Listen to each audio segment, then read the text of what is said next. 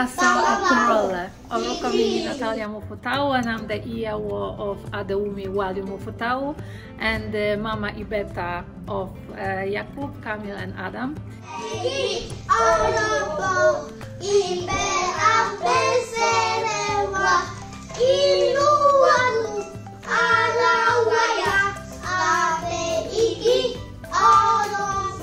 So first of all, I'm super proud of them. Why? Because anytime they go to Nigeria, they feel home. Nǹkan òwúrí àti nǹkan ọdún ló máa ń jẹ́ fún mi o lọ́pọ̀lọpọ̀ ìgbà tí n bá rí tí àwọn ìbá ń sọ̀rọ̀ èdè Yorùbá. Secondly, the connection that they have with their grandparents and also with the siblings of my husband. The grandparents, what they can teach them, it's amazing. I mean, this is the value that I cannot provide from my children since I represent the millennial generation. What is Motivo? I understand. Yeah,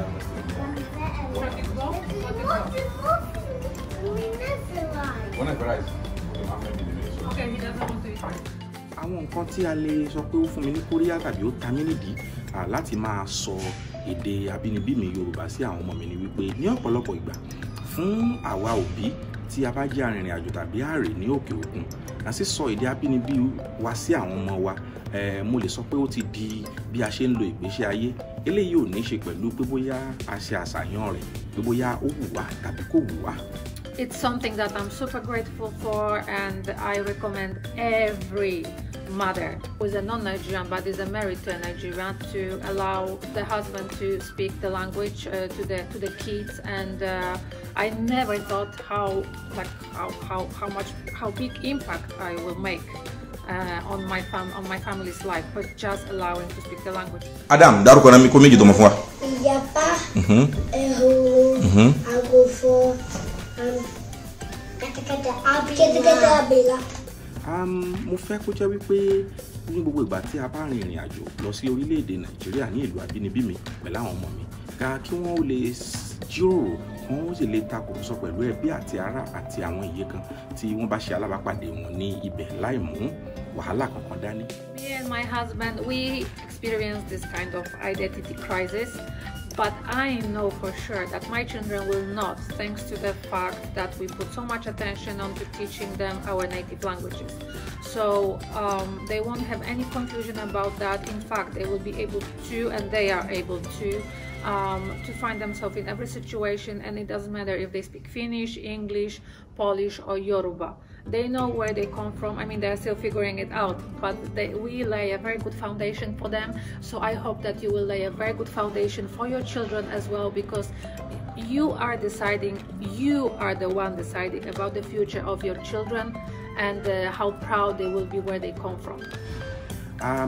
Ìdí ẹlẹ́ẹ̀kejì ni wípé mo fẹ́ fìtì fún tẹ̀dọ̀ èdè Yorùbá, àṣà àti ìṣe ilẹ̀ Yorùbá kọ́ àwọn ọmọ mi, àti wípé mo fẹ́ ṣàlàyé fún wọn nípa orí ọ̀run mi ibi tí mo ti wá. Èdè wa sì jẹ́ nǹkan tí mo lè lò láti fi ṣe eléyìí. Iṣẹ́ àgbẹ̀, iṣẹ́ ilẹ̀ wa, ẹni kò ṣiṣẹ́ kò máa jalè, ìwé kíkọ́ láì ṣe nǹkan àti àdá kọ ìbẹ́ ọ.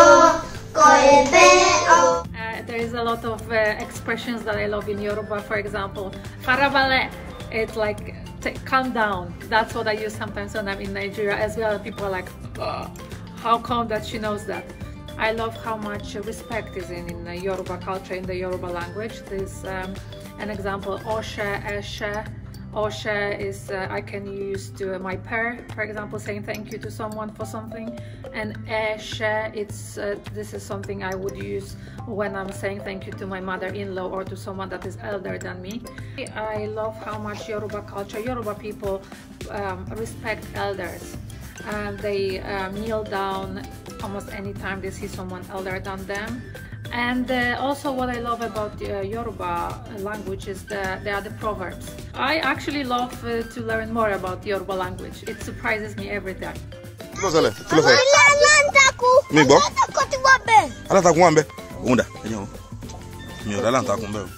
And then the third thing which I love about Yoruba culture, you know, women, we love money, so the bride price. And I have to confess now that my husband has not paid the bride price yet. I'm speaking on the behalf of my family to the Mufutau family. We are expecting no African time off.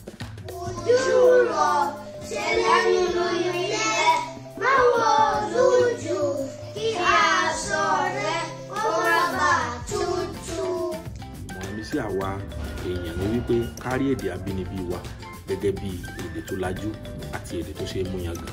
Nígbà náà láàrin wa gẹ́gẹ́ bí ẹni tó lajú àti ẹni tó ṣe é mú yangàn láwùjọ. Ẹ ṣeun púpọ̀.